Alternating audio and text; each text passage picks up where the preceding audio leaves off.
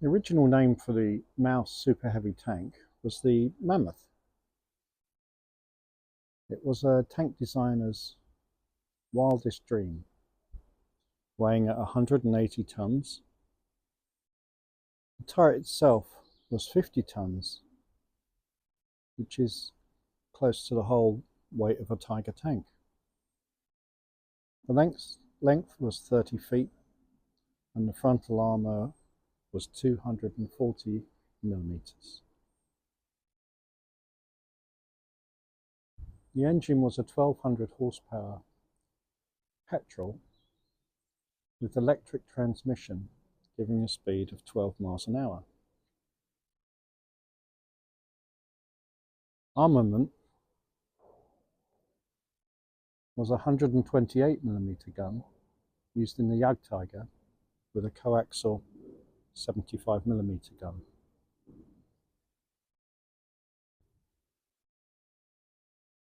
And this is the 35th Takom model, and it's a brilliant kit to build. And if you don't like Lincoln length tracks, I suggest give these ones a go. They fit together really nicely. And just for comparison with size, this is a Panzer II, which is one of the tanks Germany started the war with.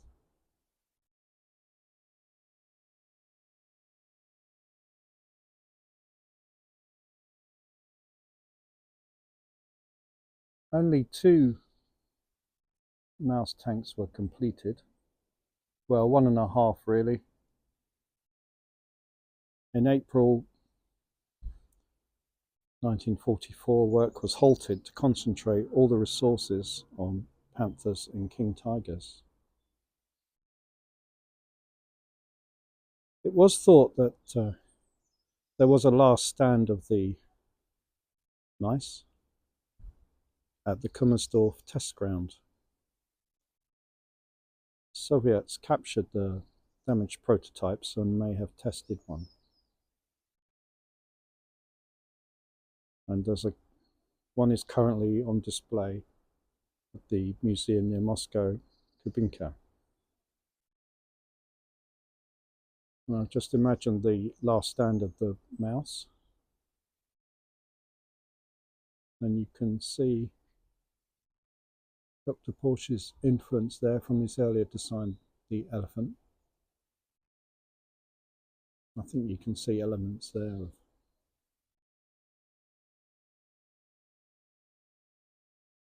and this is the Soviet Army. This isn't accurate, it's just my imagination. The T-34-85s. Joseph Stalin 3 tanks, looking very small.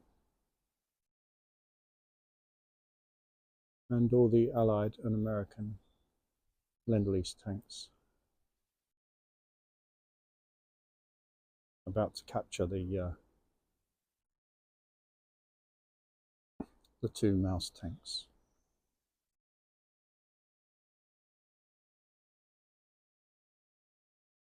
And of course, this being Nazi Germany in World War II, there was a rival design. And that was called the E100. Krupp, the company Krupp, had built the turrets for the Maus, and they designed their own chassis to fit the Krupp turret. The E-series of armoured vehicles was to simplify the production of armour, sharing as many components as possible. Only the E100 was started, and it was a super heavy version of the King Tiger. It was a 140-ton tank, again using this turret that was similar to the Maus. The armour was also 240mm at the front. Like I say, these were never built. The British Army captured 2 chassis at the end of the war, and again I've just imagined that a couple did get completed, and this is their last defence against the British. We've come along, hopefully with Fireflies. Airfix, new Airfix 1 versus the old Matchbox 1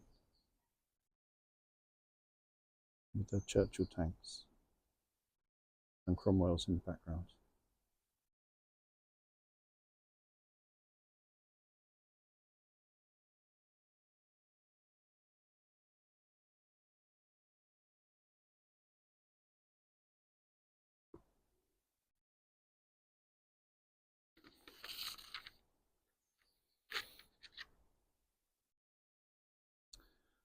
Now the next vehicle didn't actually get built. The P.1000 Ratte. The Rat was a design for a land battleship, and it was 1,000 tons. Again, Takom have produced a kit of this. The turret is from a battleship. It had 280mm guns. The model itself here is 144th scale, and this is the Airfix Bismarck, just to give you an idea of how the turrets looked on a ship.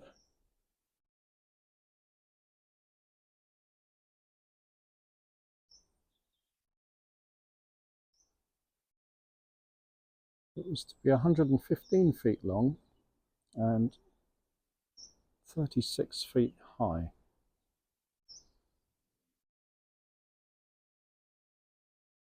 Adolf Hitler did approve the project, but it was cancelled by Albert Speer in 1943. One of the battleship Gneisenau turrets did survive the war, and it's mounted at the Ostrat fort in Norway. And I've just imagined here the mouse with the rat, ME262 in the same scale, and the American forces encountering this strange, huge, they would have thought it was a building rather than a vehicle. I just wanted to try and show the enormous size of this monster in comparison with Sherman tanks and Greyhound armoured cars and trucks. It really does dwarf everything.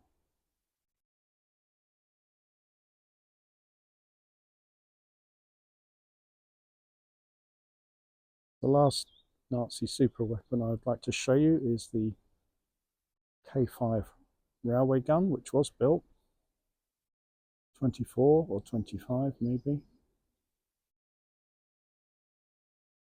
And this particular one, Leopold,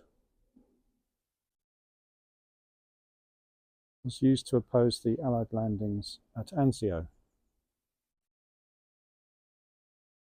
This also had a 280cm gun,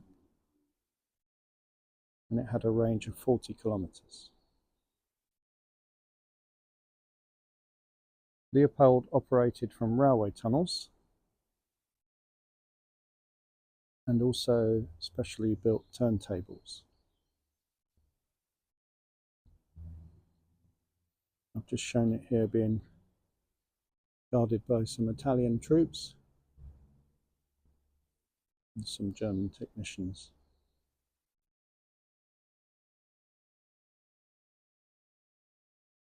This is the Hasegawa kit. Comes on a piece of track so you can display the model. There are some newer versions of this.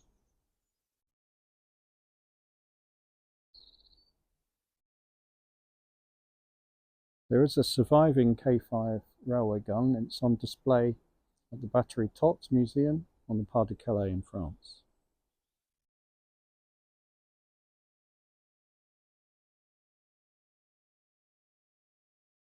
Hope you found my battlefield tour of Nazi super weapons interesting.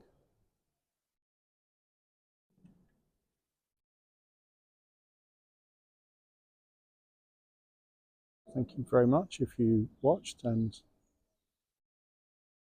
if you like and subscribe, I really appreciate it.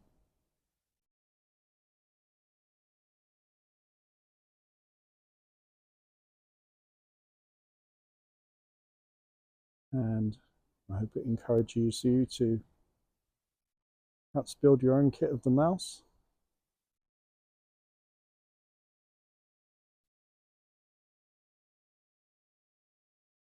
Now 72nd scale ones.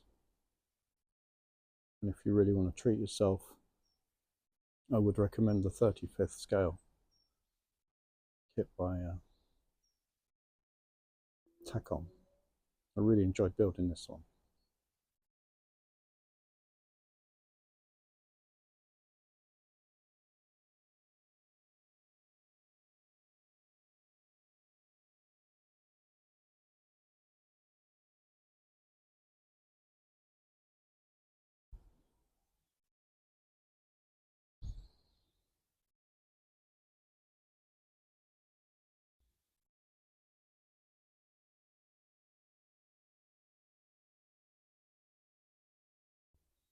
Thank you.